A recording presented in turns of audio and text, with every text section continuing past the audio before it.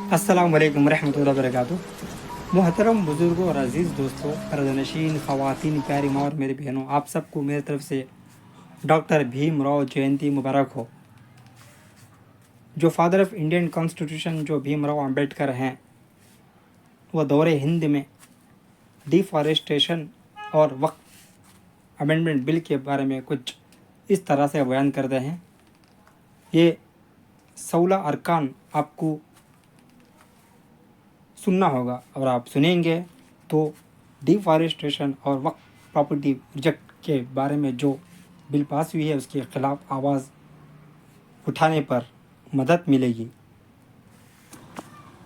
15 اگست 1947 کو ہمارا ملک ہندوستان انگریزوں کی غلامی سے آزاد ہوا۔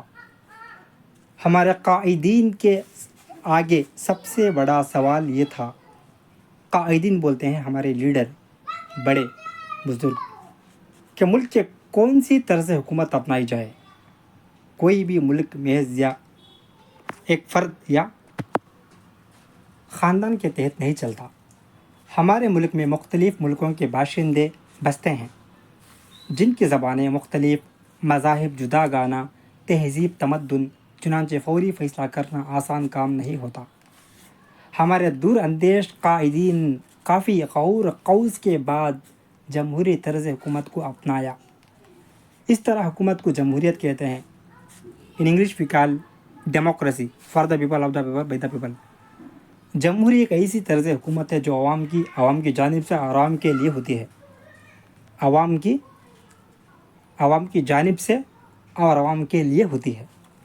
اس طرز حکومت میں ملک کے ہر شہری کو اپنی پسند کی زندگی گزارنے اور اپنی پسند کی حکومت منتخب کرنے کا حق ہندوستانی ہونے کا ناطے حاصل ہوتا ہے۔ اس کے لیے چند اصول، قاعدے، قوانین کی ضرورت ہے۔ یہ قاعدے قانون دستور میں درج کیے جاتے ہیں، لہٰذا ہر ملک اپنا ایک خاص دستور اختیار کرے۔ دستور ایک بنیادی قانون تصاویز ہوتا ہے جس کے مطابق کبھی بھی ملک کی حکومت کام کرتی ہے، یعنی دستور ملک کا قانون ہوتا ہے۔ آزادی کے بعد دستور ہند کی ترتیب کے لیے ایک دستور ساز مجلس تشکیل دی گئی ہے۔ ڈاکٹر راجندر پرساد اور مجلس کے صدر ڈاکٹر بھیم راؤ امبیڈکر مبسطہ مجلس کے صدر مقرر کیے گئے۔ دستور ہند دنیا کا سب سے بڑا تحریری دستور ہے۔ دنیا کی تیاری میں 2 سال 11 مہینے 58 دن لگے۔ اس کے لیے 11 اجلاس منعقد کیے گئے۔ دستور ہند کل 22 حصوں، 395 دفعات اور 12 فہرستوں پر پھیلا ہوا ہے۔ دستور ہند میں ہر شہری کے بنیادی حقوق اور فرائض درج ہیں۔ اس پر باقاعدہ عمل کرنا حکومت اور ہر شہری کی ذمہ داری ہے۔ دستور ہند میں ہر ہندوستانی شہری کو ان حقوق کا یقین دلایا گیا ہے، جیسے: پہلا، مساوات کا حق۔ دوسرا، آزادی کا حق۔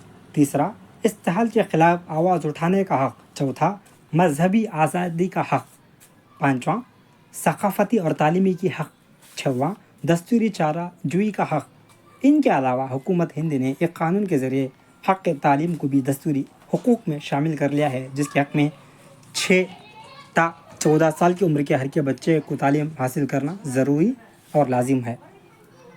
1976 میں حکومت ہند نے دستور میں 22ویں ترمیم کے ذریعے 10 شہری فرائض بھی شامل کیے ہیں۔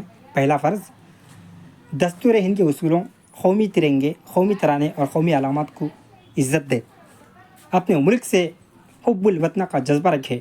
تیسرا، ملک میں قومی یکجہتی، امن و امان اور اتحاد قائم رکھے۔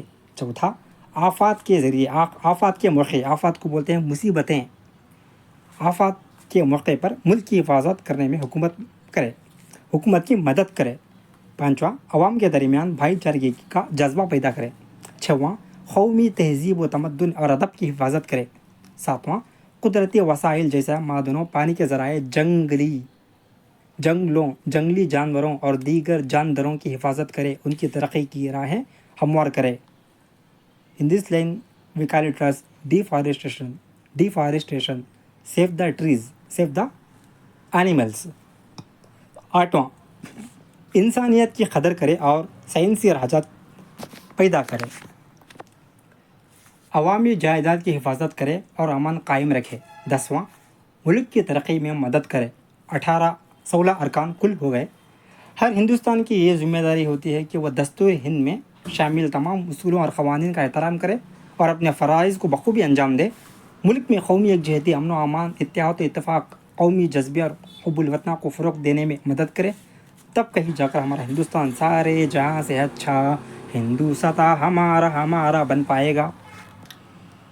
تمہیں بولو میرے بھائیاں، ہمیں قانون کے مطابق ہمیں ہمارا حق ہندوستانی ہونے کے ناطے لے سکتی یا چھین سکتی۔